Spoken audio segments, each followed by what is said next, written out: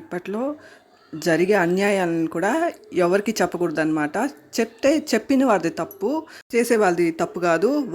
వాళ్ళ విషయాలకు వచ్చేసరికి వాళ్ళకి అన్నిటికీ ఉంటాయన్నమాట. అదే ఆ ఇంటికి వచ్చిన కోడలు అది అన్ని తల్లిదండ్రి కష్టపడి పెట్టి ఘనంగా పెళ్లి చేసేస్తే వీళ్ళు డిన్నర్ కూడా పెట్టరనమాట.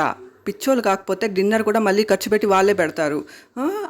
పురుళ్ళు చేస్తారు, అన్నీ చేస్తారనమాట. శ్రీమంతాలకు కూడా వీళ్ళు అడిగిన పలారాలు, ఇంకా వీళ్ళు ఉగాది సంఘాలకి వేలకు వేలు లడ్డూలు, మూటలు మూటలు మిక్చర్లు అడిగితే పిచ్చోళ్ళు లాగిస్తారనమాట.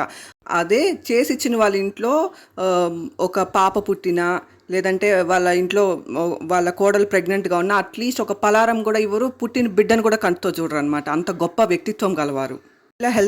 వీళ్ళ హెల్త్ కండిషన్స్ని అయితే సంవత్సరం చెకప్లు చేయించుకుంటారు. వేరే వాళ్ళకైతే అప్పులు ఉంటాయి, వీళ్ళకి వేరే వాళ్ళని చూడరు అనమాట. అసలు అప్పులు ఉంటాయి వీళ్ళకి, ప్రతిదానికి అప్పులు ఉంటాయి.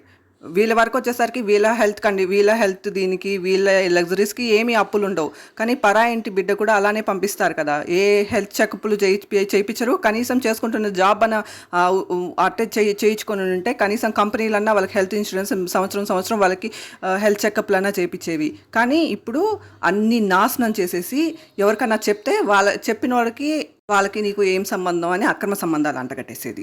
ఇంకా జాబ్ కోసం రిలేటివ్లో జస్ట్ పాస్డ్ అవుట్ పిల్లలతో ఎవరికైనా ఏదన్నా వర్క్ ఫ్రమ్ హోమ్ లాంటి ఆపర్చునిటీస్ ఉన్నాయంటే వాళ్ళకు నీకు ఏం సంబంధం అని వాళ్ళకి నాకు కూడా అక్రమ సంబంధాలు అంటగట్టేసేది. ఇలాంటి జూలో పెట్టాలన్నమాట. ఇలాంటి క్యాండిడేట్స్ అందరినీ తీసుకెళ్ళి సైకోల్లాగా బిహేవ్ చేస్తారనమాట. నిజంగా ఇలాంటి వాళ్ళు ఉన్నారని తెలిస్తే అసలు నేనైతే పెళ్ళే చేసుకునేదాన్ని కాదు. మా నేటివ్ ప్లేస్లోనే ఒక మంచి కోర్ కంపెనీ ఉందన్నమాట. స్టార్టింగే దాంట్లో జాయిన్ అయినా 20,000 ఇచ్చేవాళ్ళు.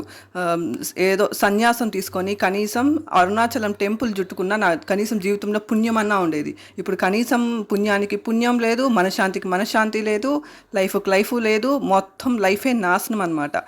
కొన్ని పెళ్ళిళ్ళు, కొంతమంది అమ్మాయిలకి పెళ్ళిళ్ళ ద్వారా వాళ్ళకి లక్ అట్లే కలిసి వస్తుందన్నమాట. నెత్తిని పెట్టుకొని కోరినట్టు అడిగి చూసుకుంటారు, అంత సపోర్ట్ చేస్తారు.